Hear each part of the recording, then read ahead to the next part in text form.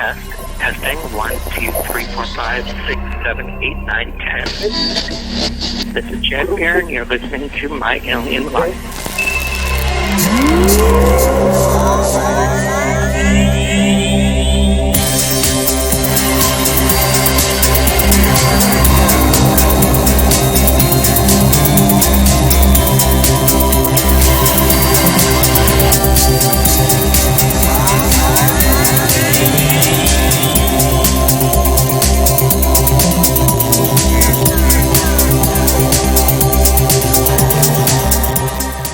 Oh yeah, it's a really good story. What I call a really good journey too. You know, from where it started all the way to what it is now. I mean, and I saw you post that Men in Black picture. How many people can say they actually saw one? I've been reading about you for several months now, and you've seen Bigfoot many times. I also read about you, and you were a former wrestling promoter. Can you tell me about wrestling promotion? When was that, and how were you involved? Oh, it's pretty crazy. It's pretty crazy how it's like I heard the Road Warriors were going to be at this little small town that I live in, and I was like, there's no way the Road Warriors are going to be appearing on an indie show. And so I just went up there. I paid the guy the $20 so I could sit in my seat and film it. And I filmed it so good they loved it. Next thing I know, they want me to be their cameraman. So that's how it started, you know. So what town was that, and when was that? Same town here, Reidsville, North Carolina, basically. You know, North Carolina's famous for its wrestling, you know. Yeah, so you showed up and you did a great job. And how long did you film those guys? No, I filmed the DVD. I filmed it, put it on DVD. Then they all wanted to buy it, and next thing I know, they wanted me to show back up the next month to film, and I went from a packed house to going back in front of 20 people. So, and then I started learning the ins and outs of it, and then down the road, I'm at one. Oh yeah, I know it was the guy that had brought R-Truth to the.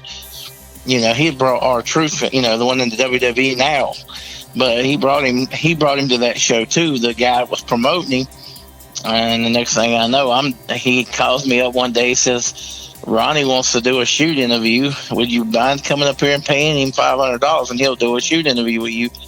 So I did, and then that become a kind of a friendship with me and R-Truth, you know, and next thing I know, me and him's talking about, he keeps telling me, you need to start your own promotion. You need to stop filming for these guys. So that's exactly what I did.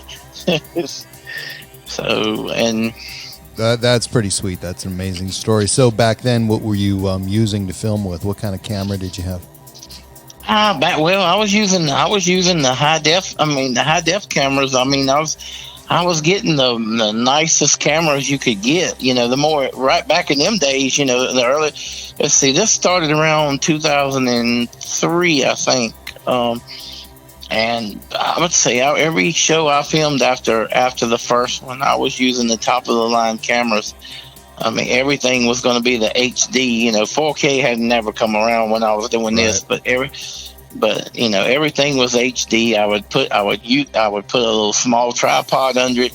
I would be at ringside. I'd be filming these things. I mean, I was in some of the most dangerous spots, you know, doing it, but I was pulling out what I call DVD quality film, and it got so bad that every promoter in this whole freaking state wanted me to film for them. Nice. You know. So yeah, I was doing such a good job with it, and everybody's like, "Hey," but nobody wanted to pay you. Right. So you can't.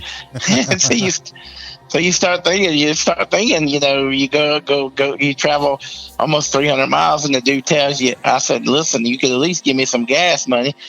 Oh, I'll just let my daughter film. And he was putting this stuff on TV, and I mean, he was putting this stuff on TV, and he'd rather just throw me out the corner because he said my HD was too much quality for his local TV station anyway. So it was funny. It was funny, you know, how all, you know, but it turned into a, filming the shows, doing some incredible shows. I mean, I did one that was so good that the National Wrestling Alliance at the time offered me a contract to bring wrestling back to this area.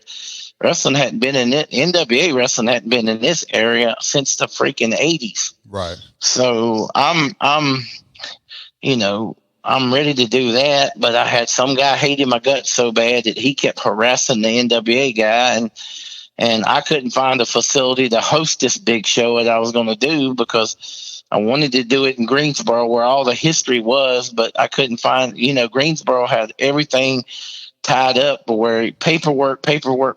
So you couldn't get it in there. So I finally, the dude my little hater dude caused me basically to lose that contract. So, and it's tough to pull something off like that by yourself when you're only one guy and you don't have a staff. Yeah. It's tough to do. But so have you always been around North Carolina? Is that where you grew up?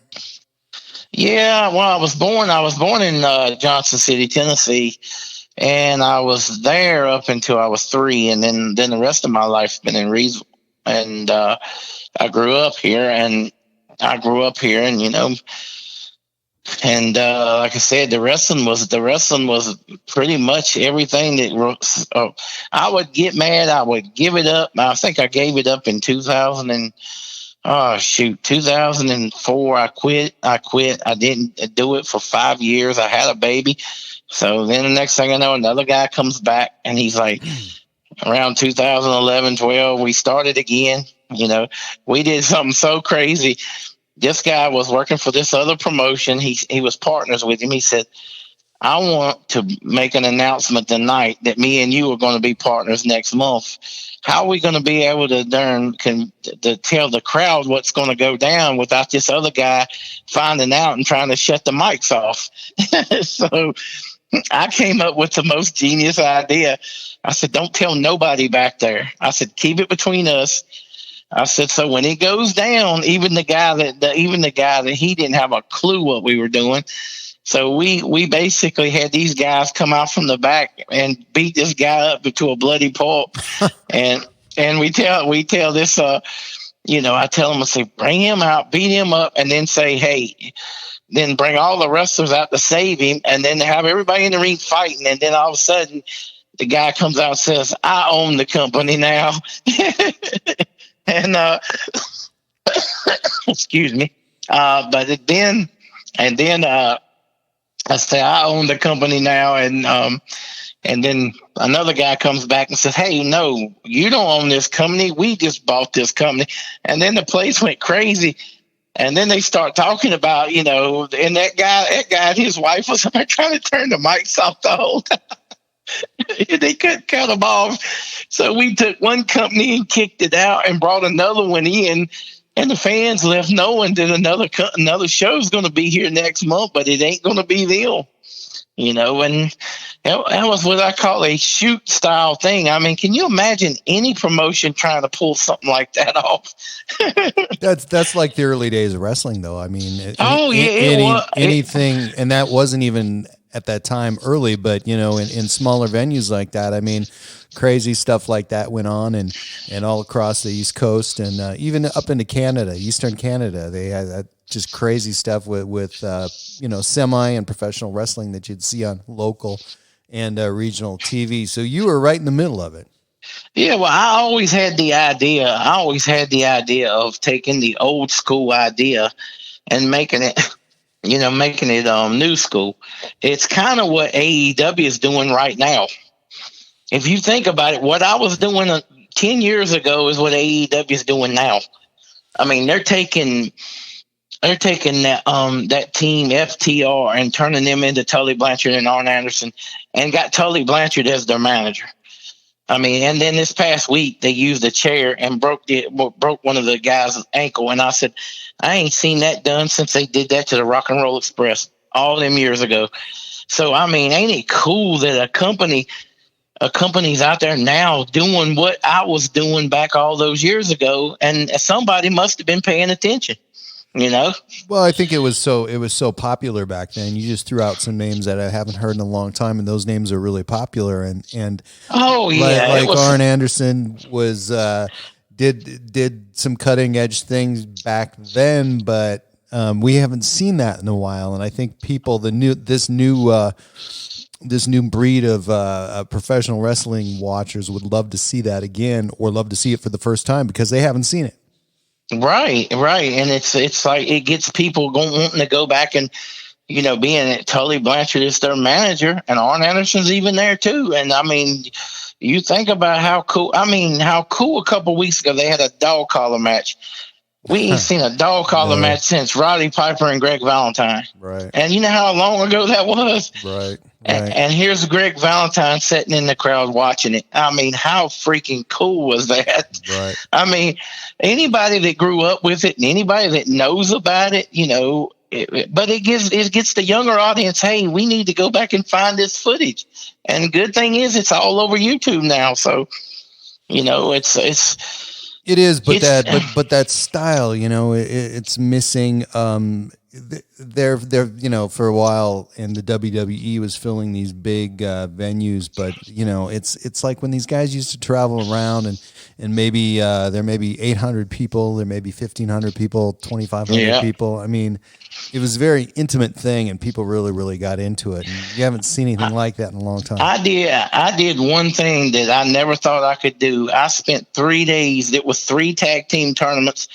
One was down in Kings Mountain, North Carolina. It was the Anderson Brothers Classic. There was a tournament down there, Rock and Roll Express, Manny Fernandez. I mean, it was a bunch of old school talent in that tournament.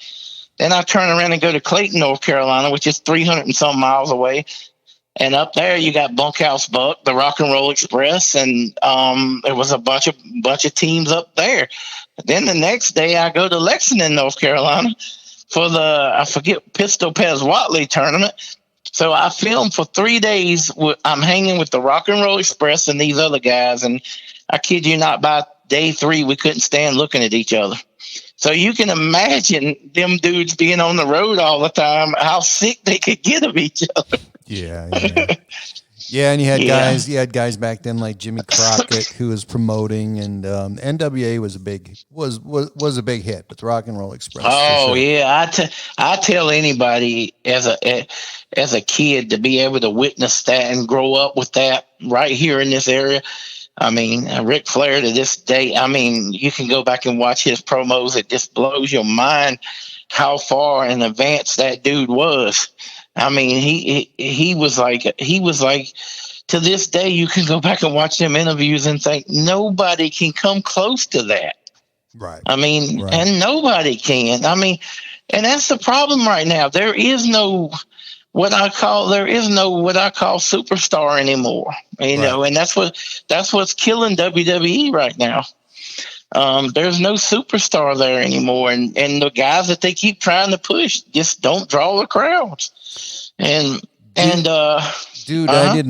had no idea we would talk about professional wrestling because I was, I grew up right on the Canadian border, so we had Calgary Stampede Wrestling, and about the time after that, the TBS channel started pumping out wrestling, and wow, it just grew into something huge, and you were right in the heart of it. Well, listen to this. Now we're going to change the subject now. Let's see. I would say it was about 2015. I had done my 2014. It was the last show I did because my knees got so bad. So I was crawling in and out I would come home and be crawling into places. My knees got so bad. And so 2015, I finally had no choice. I went to the doctor. The doctor tells me my knees are shot. He puts me on all this medicine for the next 3 months. It ain't getting better. They just keep drugging me. And then finally one day I couldn't remember how to get home. So that day I threw the pills away. I took everything away except vitamin D, and I started trying to self-medicate. And I was trying to find something that would help me, that would help me versus having to be taking that stuff that was basically hurting me. Right.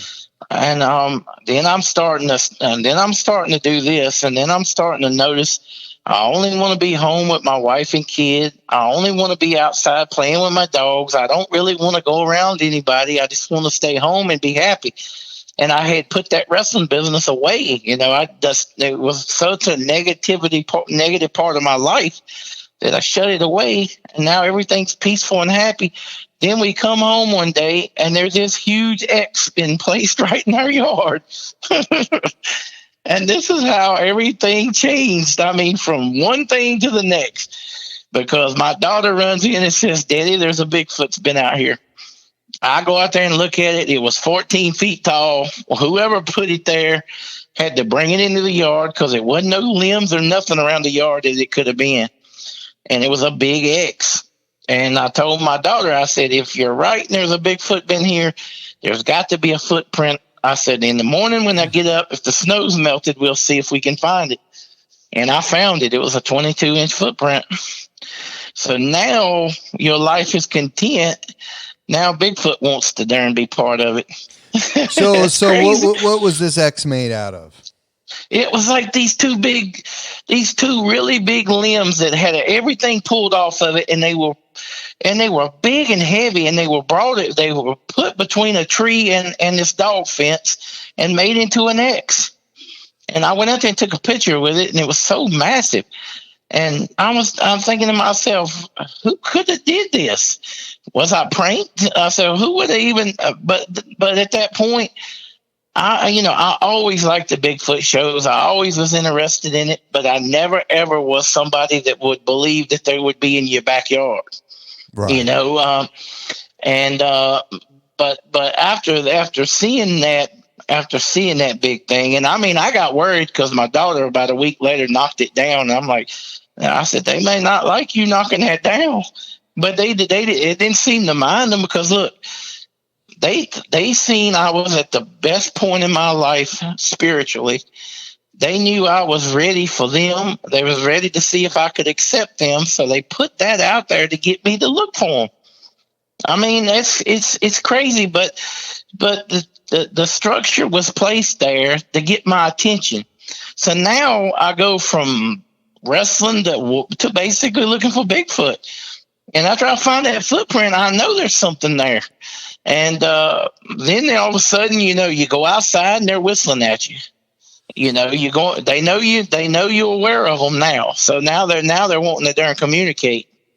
So you feel there was some sort of connection there that possibly they were observing you, and then they wanted to make some connection. So they're basically leaving you a message. Right. They were basically, they do it to people all the time. I mean, some people accept them, then some people get scared to death. But I was one of the people that weren't, some reason I wasn't scared. I mean, I was out there one day, I was taking pictures of the woods and I ran across this thing, and now I know it was a dog man, but it was one of the meanest looking things you ever seen. So I said, you evil looking thing, get out of my woods. And then I turn and walk away, and a lightning bolt comes out of the woods and it comes right by my head and hits the fence. And I was like, how in the world, and you tell people this story and they say, oh, that didn't happen. Well, I got a picture that says it did. So most everybody knows what a Sasquatch is, but explain what a dogman is, just for those of those out there who don't know. Dogman, from what I understand, dogmans hang around the Bigfoots, but they usually, you always hear about the interdimensional parts. Well, the dogman usually is the one that controls. He stays around where the portal is to keep things from coming in and out. And so he'll usually stay at the end where you'll see, I used to see them all sleeping. They'd be sleeping in my woods. I'd see all of them. And then I could telepathically talk to them. So one day I asked them, I said, why does that dog man always sleep at the end? They said, he doesn't sleep with us. He protects the portal. And I mean, it's crazy, but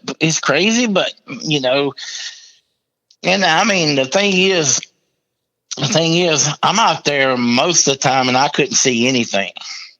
I knew they were there. I could feel them. I could hear them, but never could I be out there where And then all of a sudden one day I'm taking a picture and turn and look, and there's a 15-foot Bigfoot across the road looking at me. And that was a massive, massive dude. And so what was there fear then? Have you ever felt fear? No, it was more curiosity. Right. It's like I look back, but I can't take his picture. I'm just looking at him, and it's crazy to think. It's crazy to think when you get into these scenarios, why don't you take a picture? But you can't. No, there's a lot of excitement and adrenaline. I mean, you're living for the moment. You forget about stuff like that. I understand what that's like. I was out there one day. I was out there one day, and all of a sudden something was coming, and I hear him. He's going, oof, oof, and he's stomping the ground, and you feel it. You feel it the whole time. He's coming toward me. He keeps coming toward me, snorting and huffing, and by the time he stops in front of me, I drop my camera because I'm thinking I'm getting the money shot. I drop my camera and just look at him in awe and say, thank you. Right. Because you know why? Think about this. How many people can say they've had one stomp and run toward them? It ain't too many people can say they did that, if not besides the ones that run away, Right. You mentioned portal. What's the relationship? Are these unworldly creatures that appear from some other world? Do they come from somewhere else? Like this place basically, where my journey with monsters talks about this place to where I go to now. I believe there's open portals all over that place because there's things been coming out of that you can't explain. There's been a giant bird-like thing, look like a giant eagle. I got so many pictures of him, I just started calling him Birdman, but he was so big, and he had this big beak and everything, and these big wings. Then there's a black one that had a big beak. He didn't have, and this one will really blow your mind. This one had a beak, but he had a body like a Bigfoot. So I couldn't tell you what that was. Right. But there's so many different creatures coming out of that thing. Sometimes you don't know. Like a week or so ago, I'm filming out there and I see something. He's green. He's like a gold color. He's got these big alien eyes, but he looked like a giant bug. And I've never seen nothing like that before. And it had to be some kind of cryptid that come out of a portal. But that's the same area where I believe I filmed Anubis. And why in the world would Anubis be out in this freaking place? I have no clue. But I filmed a shadow. I thought it was a shadow. And about a couple years ago, and I'm filming this shadow, and I get home and I keep trying to tell people it ain't a shadow, so I take the color out of it. Then I see what it is, but it's got a big long mane, these big ears, this big built up chest, this skinny waist, these big thighs. The big thighs, the little skinny legs, and these big long feet, and his fingers come out. His fingers come out like freaking the werewolf from Van Helsing, and I start thinking to myself, this ain't no dog, man. So what is it? So I start looking around, looking at research and stuff, and I start researching, trying to come up with a conclusion, and the only thing I could come up with was Anubis. And come to find out, there's a race of what they call Anubians that got banned from this world thousands of years ago.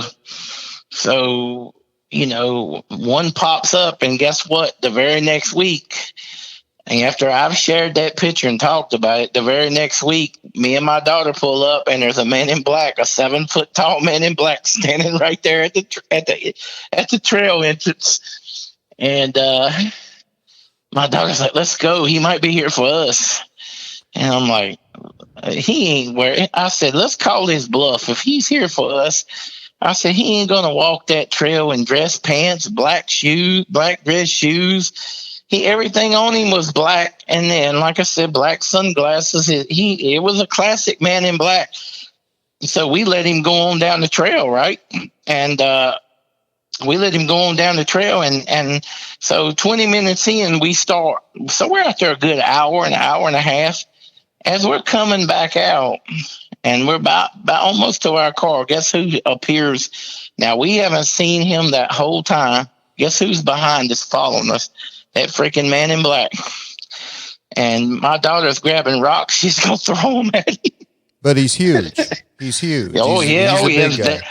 Well, evidently, there was two of them. There was two of them hanging around here. That they said one was a big one, and then there was a smaller one. And I've seen both of them. The smaller one, he would show up in military gear. I mean, who runs on the trail in military gear? I mean, I've seen him one day. He come up. I'm filming. My wife is with me. My daughter's with me, and we walk by, and his dude comes by me, and I'm just basically filming. I'm filming a little thing for Facebook. I'm not filming him. So I'm going up, and he comes by me, and next thing I know, he turns around and comes back. Now I tell my wife, I said, I'm telling you, that might be one of them men in black. I said, he looks weird. No, and my wife basically said, you just imagining that. So when he came by her and she saw him, it freaked her out. So when she got a good look at him, she realized I went blind, But he come back because he thought I filmed him. And I didn't film him. If I did film him, he didn't appear in the film. And I believe that's what happened. He just didn't appear in the film. So in your estimation, what's the role of Men in Black? Who are they, and what is their purpose? They are affiliated. They're affiliated with. You would not believe the people that are involved in it. People you wouldn't even think would be involved in it. I mean, it goes from. They even moved a guy across the street to spy on me. They thought I was a threat. They were flying drones over my house. They flew a blue light through my walls one night. I'm sitting here. And I mean, it's crazy because I was watching Project Blue Book of all things, and a blue light comes through the wall. And and I knew it wasn't a cop because cops would have come through the window. It wouldn't have come through the wall. It came through the wall and basically, and I never seen nothing like it before.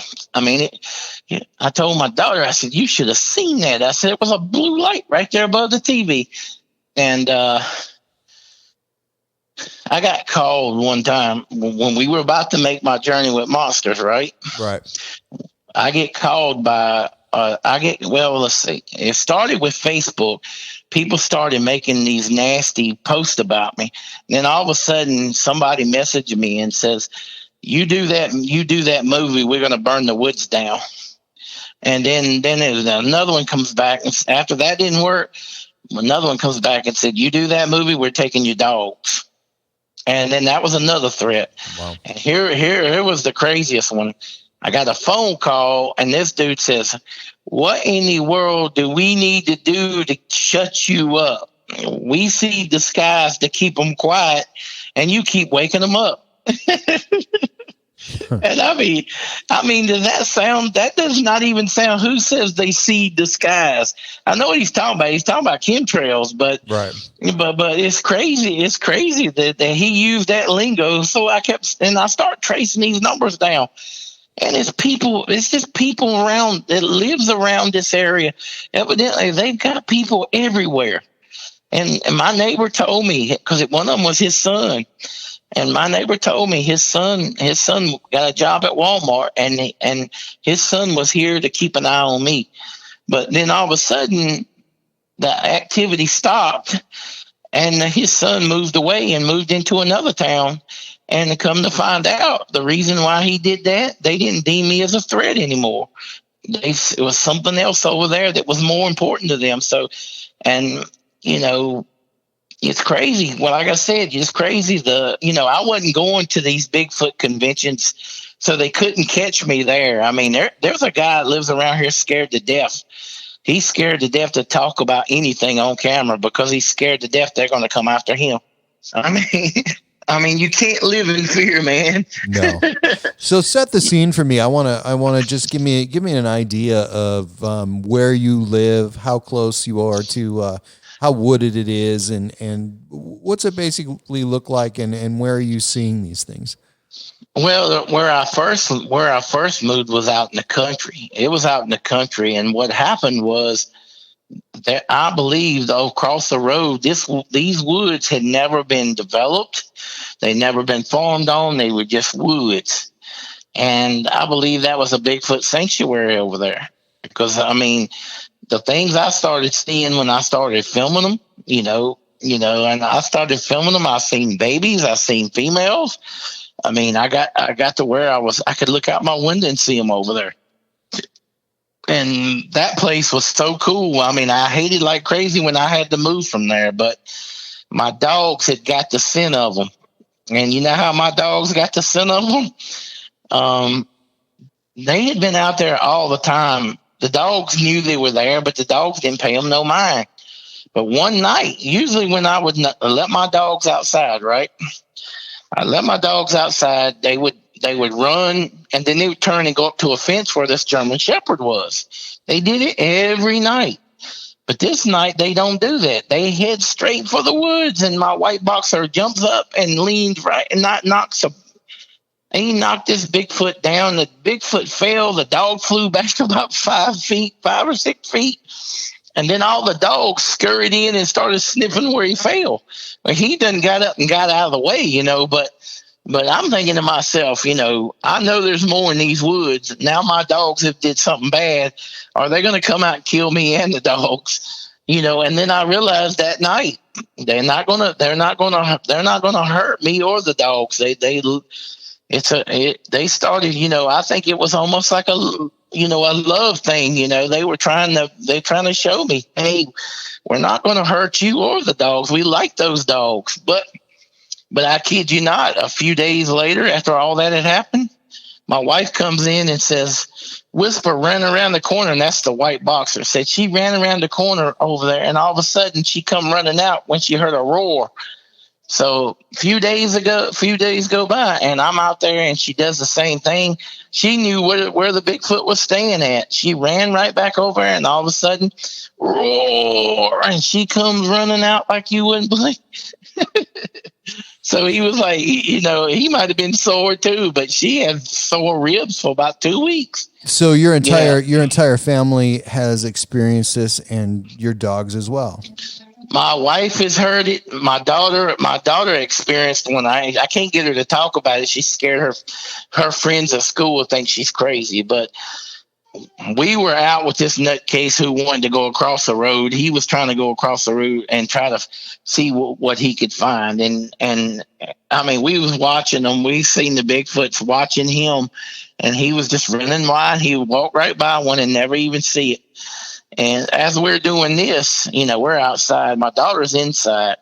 My daughter, when I come back in, she's hysterical. She said something big and black had walked out of the woods, looked right at her, and then squatted behind a stump. And she said, then he stood up and looked at me again, and she was freaking out. So my daughter's seen one. My wife has heard them, but I've experienced the most. I mean, I've had the mind, I've had the mind speak, and they've taught me how to astro project. I mean, I've left my body so many times and came back. I mean, I tell people, if you ever experience astro projection, the worst part of it's when you come back, because when you come back, it's so much freaking energy when you come back.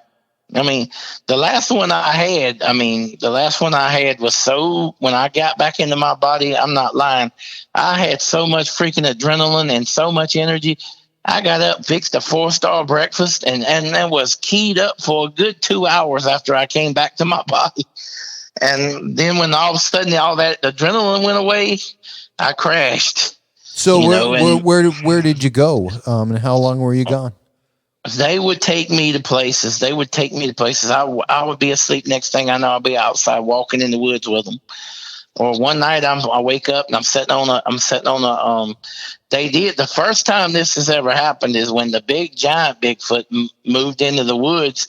He's the first one that did it. He took me to a place and said it was where he told me who they were and why they were here. And then he turned around and took me to where and showed me where they lived. And And what I saw was basically Earth, but it was all red. And I started thinking he's taking me to hell, so I better get out of that. So I jumped out of it, but I didn't know what it was. But then they started teaching me how they would telepathically come to me every night around 3 or 4 o'clock in the morning. And they would start talking to me, and they'd start telling me things. They would take me. Like I said, there's one time. There's one time they showed me something that they showed me where they bury their dead, and it's a crazy looking place. They took me to a place where this is why I say something about me and them. The reason I've got such a good connection with them is they took me in.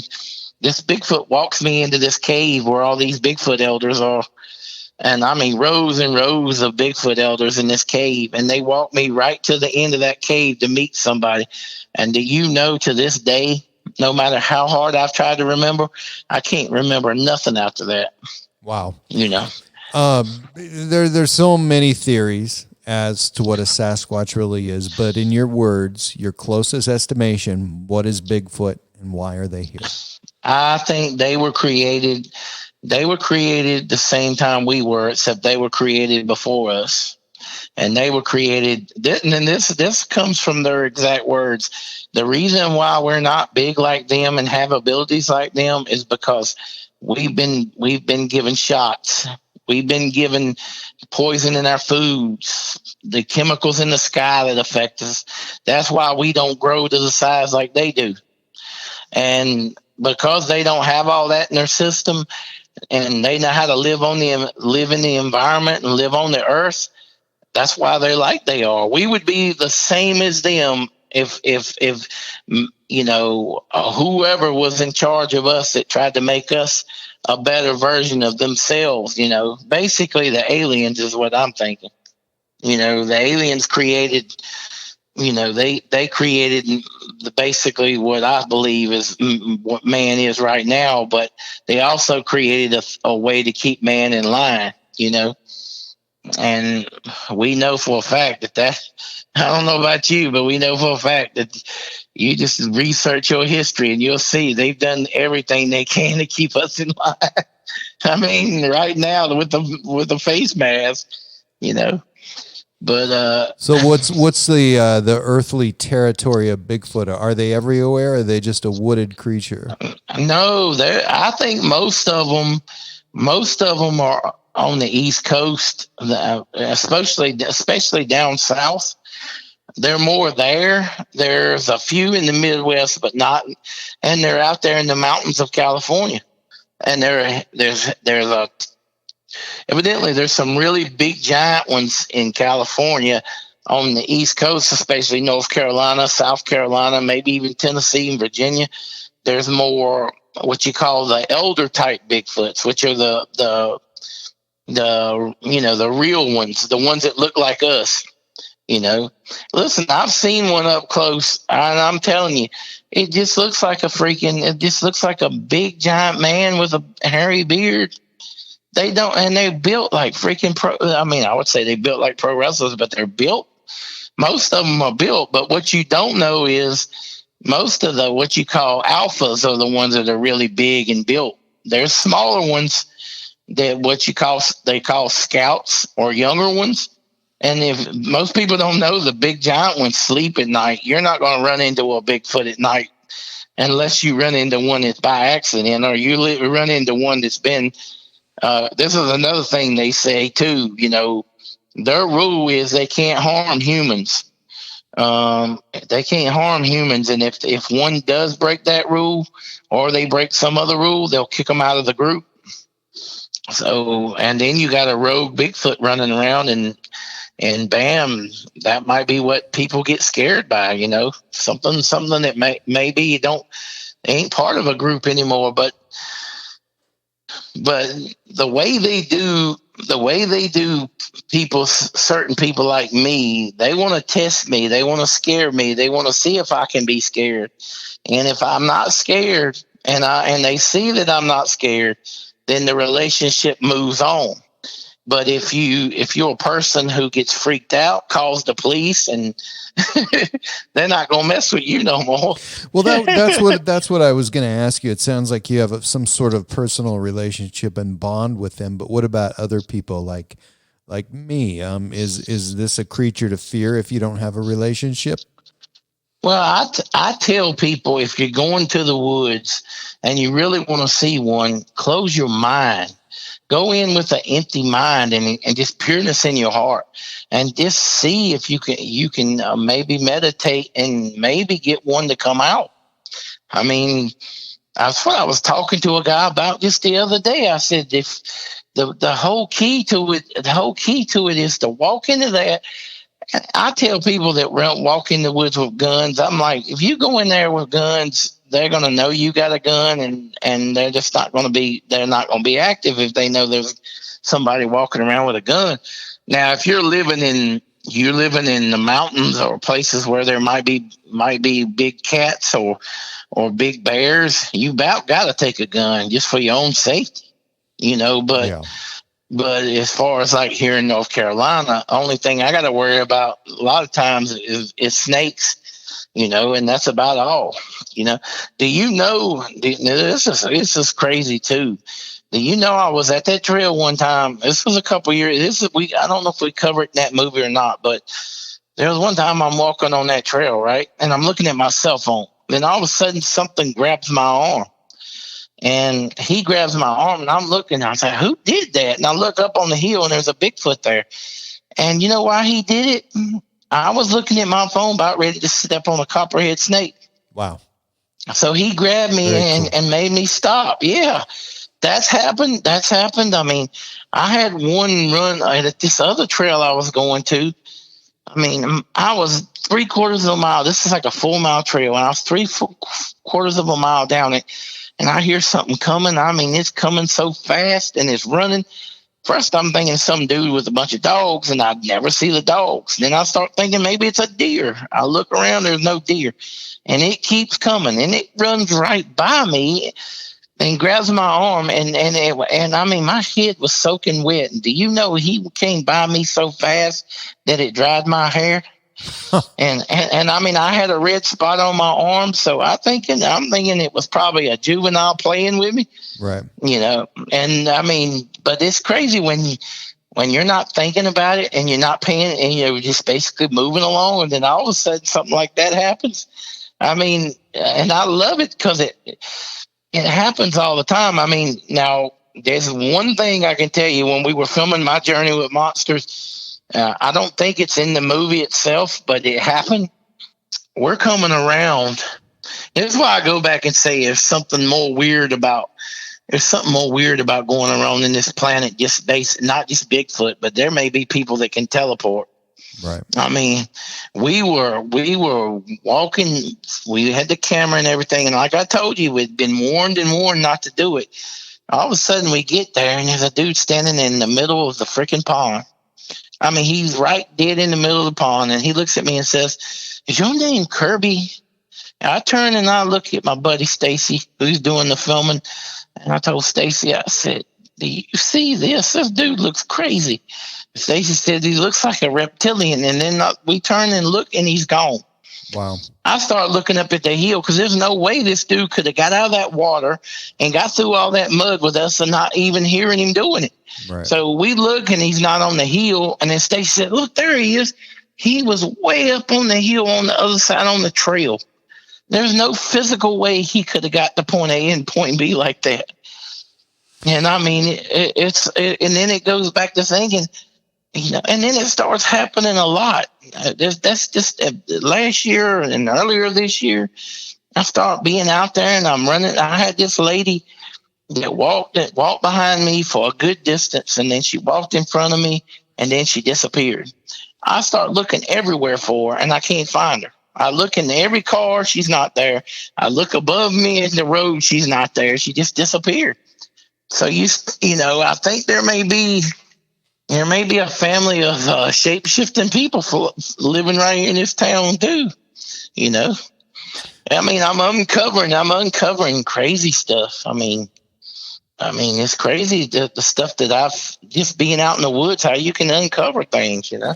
So how many of them do you think there are out there? I mean, how densely populated? We've already established that they're in the east, and I know lots of reports in Washington, British Columbia, and California. But population-wise, what would you estimate in the United States?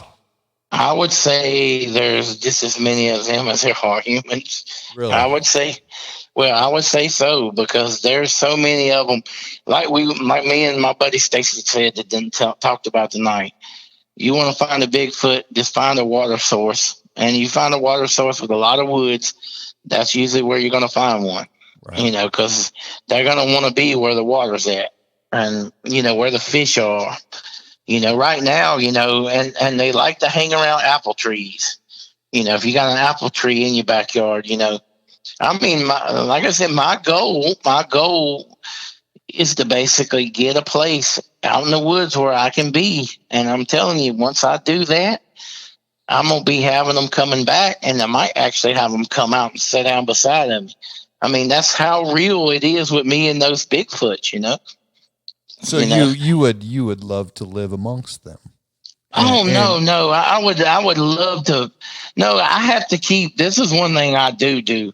I have to keep that separate from my own family. See what I mean? Right. If I leave and go to the woods, I'm out there with that family, and I come back home, I'm with my main family. They're like a family to me now. It's like if you go out there and you see one, you know, it's no surprise. Like today. I mean, think about this. Today, I've probably seen at least 5 today. And I mean, but down there where I used to live, at one point I knew there was 100 there. I mean, there was 100 there. There was one point, I don't know what happened, but one day I see all these standing up at the railroad tracks. And the next thing I know, there's like a good, I mean, next day you come out there and there's naked ladies laying all over the rocks and stuff across the road. You start seeing these things, and even a human naked lady was laying with them. I mean, so that just tells you they mate with humans too. Interesting. You know? You talked about you mentioned Stacy a couple of times, and that's Stacy Brown. Yeah, right. Stacy Brown. And you produced the movie with Stacy. Talk about the documentary. Basically, it's billed as a day in your life. Did you like the way it turned out? Well, this is what I told Stacy when we shot that film. He said, dude, we don't even have about 15 minutes worth of stuff we can use. I said, let's just keep going. I said, let's have fun with this. I said, I don't want to do the boring Bigfoot documentary. I said, I want to do something fun. I said, do it the way I want to do it. And so we went up there, and after we got done with it, Stacy's like, well, I know you paid me to come up here and film it for you, but I got a deal I'll make with you. Let me edit it, and I'll see what we can do about getting it, because he said, I'm sitting on pure gold right now. And he said, I got to make it. So he made me out to be this crazy hillbilly type character, which is all right with me, you know. But, I disagree. I don't think that way at all. I think, there's lots and lots of people in this world, and basically it shows your individual personality. I like the way it turned out. I mean, you actually, I was reading the reviews. So basically right now it's on Amazon Prime. Anywhere else you can watch it? Right now it's just on Amazon Prime, because we trying to get enough people to watch it where I can make some money from it. Well, and it's on Amazon Prime, and I think one of the things that come along with Amazon Prime is that people leave reviews. Did you look at any of the reviews that people left? Because just like any movie, I mean, they're mixed, and that's what you always see. But ain't it awesome that we're looking at I think it's either a 3.9 or a 4.1. Yeah. I mean, that's pretty good for a movie. That's pretty good, because some actual movies don't get that good of a review. And I mean, yeah, there's people that went on there, honestly, that just don't like me, that posted bad stuff on there. But you're gonna see that with any movie. Yeah. Even an Oscar award winning movie, you're gonna see that. So there you go. And see, the good part about my journey with monsters is Stacy left this place thinking, I need more. I need to understand how this guy's got this gift. So we turn around last October and start filming The Gift of Sight, which is basically explaining about these two individuals, me and Kimberly McGeorge, basically how we got our psychic abilities, and so that is pretty good. But he said he needs more footage because we've been sitting on this thing for like a year. He's been working on it for like a year, but when he really started working on it, he said, I need to go back and redo your interview. So this is the thing that I didn't know. Now, if you got a guy who's kind of skeptic about your abilities, and how's he going to do if he goes and messes with the ghost? Can he do the same thing with ghosts as he does with Bigfoot? Right. So my first try was at my mom and dad's grave. We shot this last week or the week before last.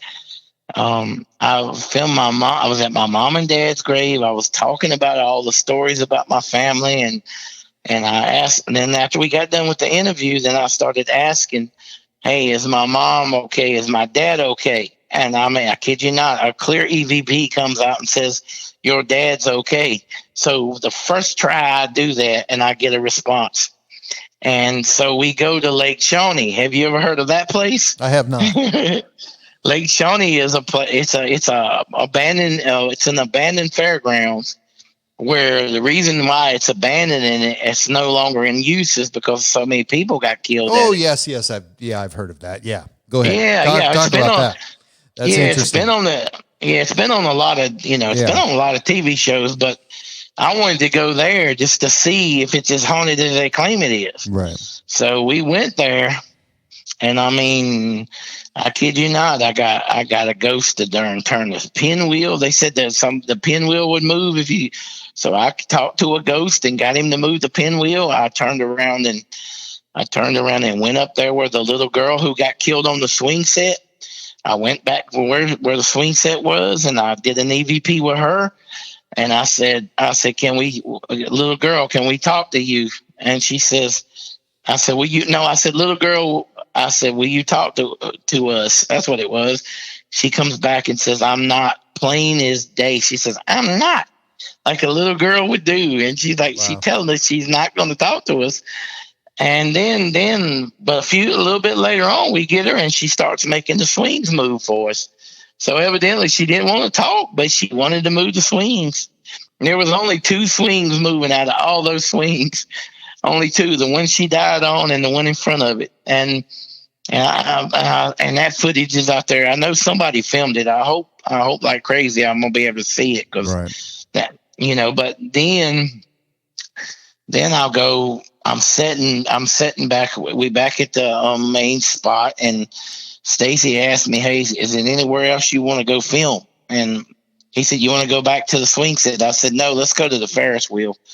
I said, "Let's see." I said, "I'm sure we're gonna get something there." So I'm testing my own abilities. My feeling is to go there, and so we go there, and I'm trying to coax this demon out, and he won't never pop up. So then I start saying, "Who's here?" And next thing I know, I get a name, Walt.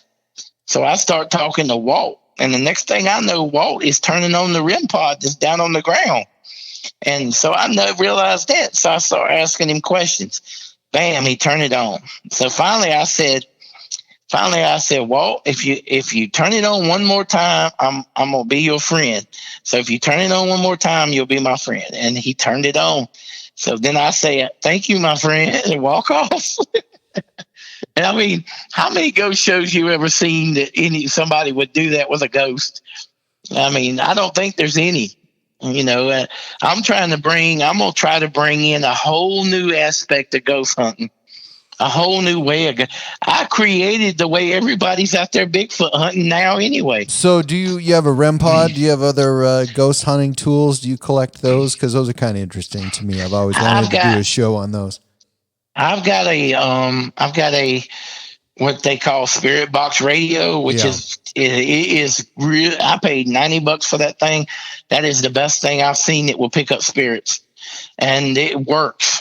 And it's just the same technology as Stacy Brown's spirit box that he had a professional converter radio into.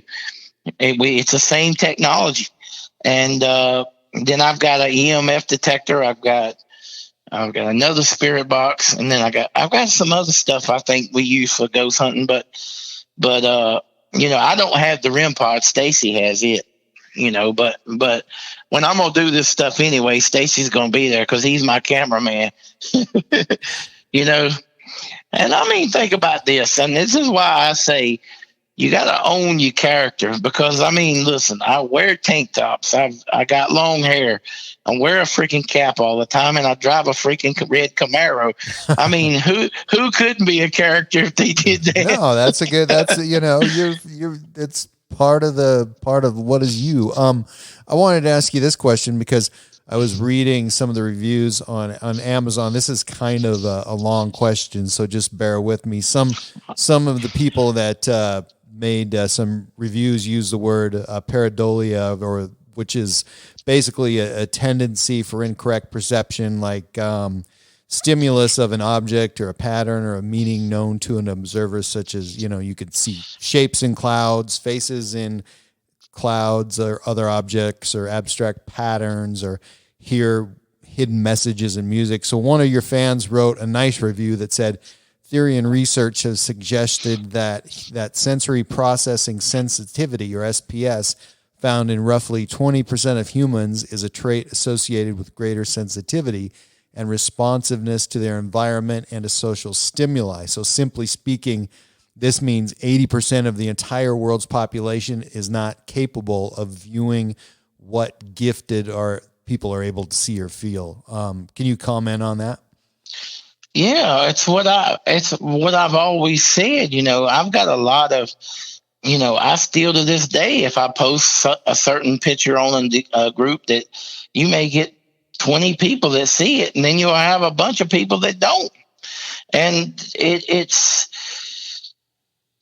what I think I've always said it, and I believe it. It's the type of frequency we're all on. Some are running on a higher frequency than others.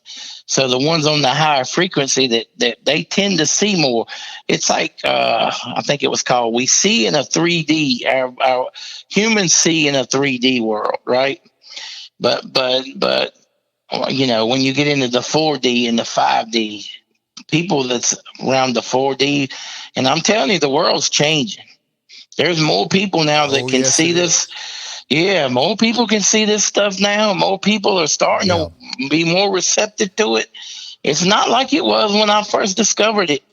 And I mean, here's the difference, but this is why I say I have to be gifted. When I started this stuff back 2015, it was brought to me. I did not go out and look for it. They put it down so I could, so they could see if I could, be receptive to it. And I was. And I believe that's why I could talk to them telepathically. I believe that's why they showed me how to astro project. And there's people like that. There's a lot of people like that. But then there's people that say, all I see is stumps and trees. Or somebody else say, all I see is shadows. But when their vision the perception starts to get better, I tell people, don't give up. Just keep watching. Sooner or later, you're going to see everything. I mean, I got a lady on YouTube that sent me a long apology. She said, I was one of your biggest haters. She said, I was one of your biggest haters. And then one day I'm looking and she said, I see every one of them. She said, then every single picture, everything, I'm starting to see everything. Her mind opened up. Right. And it happens so often, and boy, you can see it now. I mean, TV won't tell you what's really going on in this world as far as this election goes. But if you see what the real feel is out there in the world, I hate to say, but I think there's going to be a landslide for Trump. Because I just don't believe there's the snowball's chance, and you know what that the other dude's going to get. And I'm not voting for nobody. Be honest with you, I don't vote for these characters because I mean, even if he does good for us, he still ain't arrested the certain person that he said he was going to arrest. So let me ask you this. Yeah, what's the one thing that you want people to know about Bigfoot? I mean, if there was just one thing that just screams at you and wants you to get that one message out, what would that be?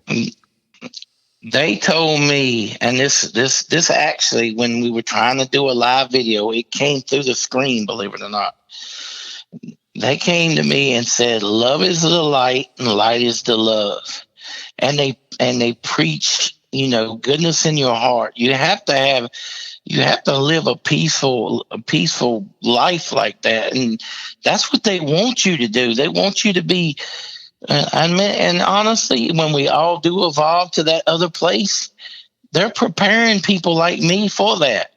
So when the world does go to crap and we move into that higher frequency, there's going to be some like us that's already been trained, and we'll move right on along.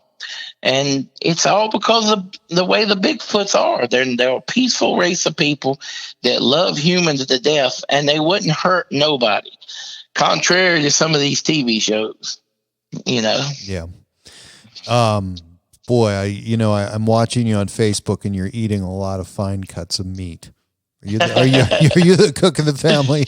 Yeah, I mean, you're eating ribeyes, and wow. I love that. Well, it's like when you go in, Walmart started getting all these. They start getting all these black Angus ribeyes in, and they're real aged cuts of meat. They're really, really good cuts of meat. And when you go in there and you got the money, you think, "Wow, I can't pass it up. They look just too good." No, I'm right there with you, man. I mean, yeah, the ones last night. I just wanted a steak because we had ate. We had ate ravioli, and then the next night we ate these spicy fajita type steaks on a wrap, and it was a bad idea because the next day my stomach just emptied out like you wouldn't believe, and I didn't want anything. I didn't want any food. I said the only thing that's gonna get my stomach back right is a steak, and that usually is what happens. But the steaks I got. The dude cut them last night, and yesterday he cut them, and they looked blood red. They didn't look aged at all, and they were kind of tough. They weren't good like the ones Walmart has. What's your local food favorites there? Do you have a local flavor in North Carolina barbecue, or what's your favorite thing to eat out there local?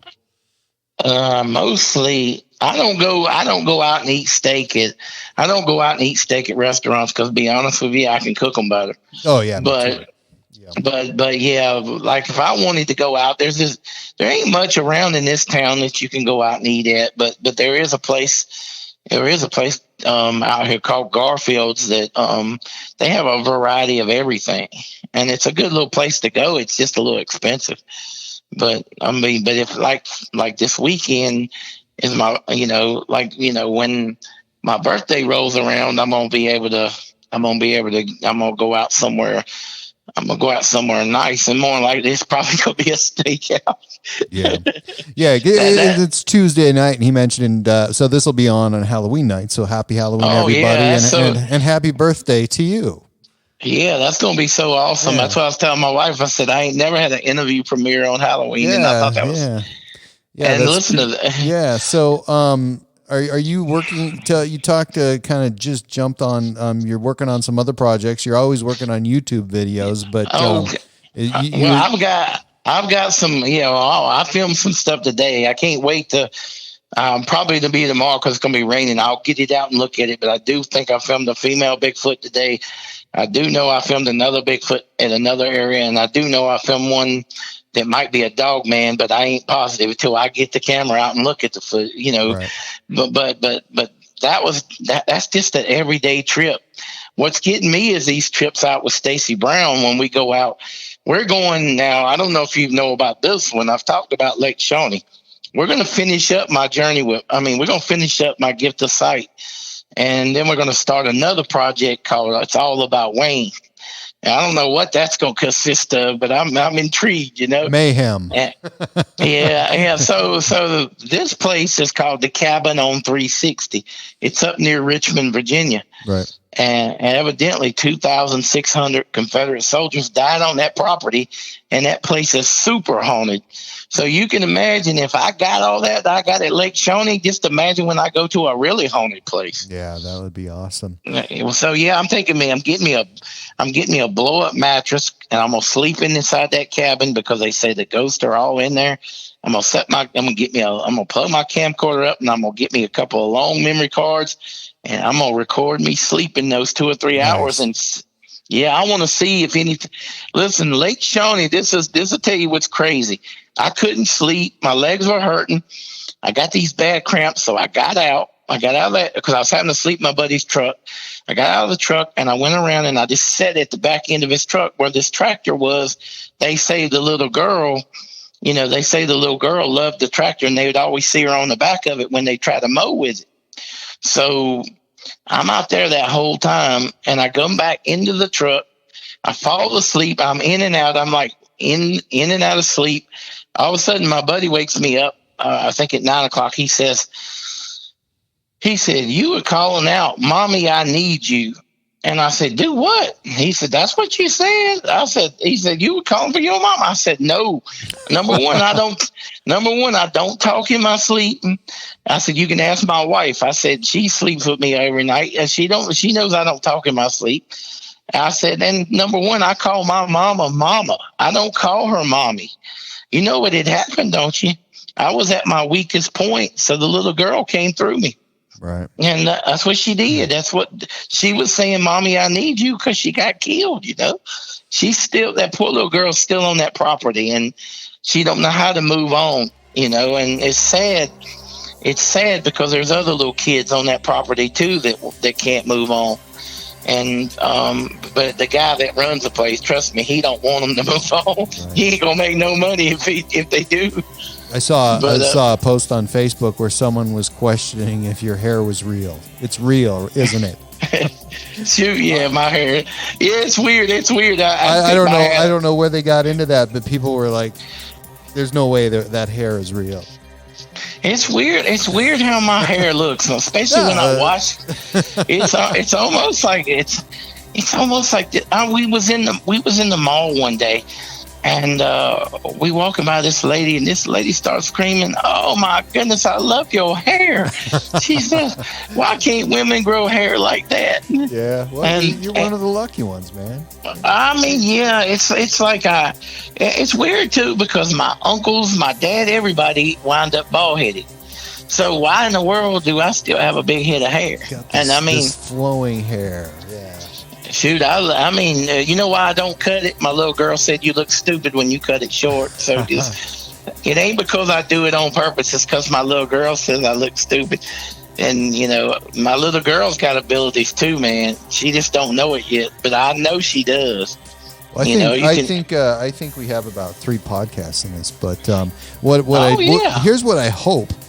I hope everybody in North Carolina, I want to reach a lot of people, in your hometown, North Carolina, with this, because I want to say hi to everybody there and wish everybody the best. It's part of the world I've never been to. I want to go there so much. The people there are great.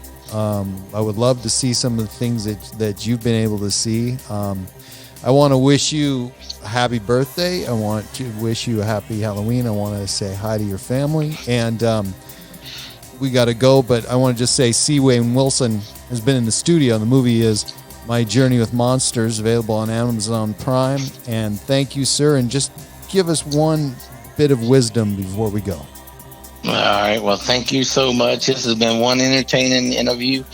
I mean, I've never covered wrestling in any of my interviews before, so you're the first one. You're the first one. And I mean, it's really great. I mean, because I I try to do my interviews with the best people. I don't want to just do everybody's podcast. I want to do the ones that can get it out there, get the message out there, because that's what I'm really doing. I'm really what you call the ambassador of Sasquatch. That's what I do, and I try to help people understand this stuff is real. And you would not believe, people are receptive to it. You wouldn't believe how many people just live in this county that are big fans of mine. And it ain't because of what I used to do. It's because of what I do now, You deserve it. So, tonight I had the ambassador of Bigfoot in the house, C. Wayne Wilson. Thank you very much, sir. All right. Thank you too, bud.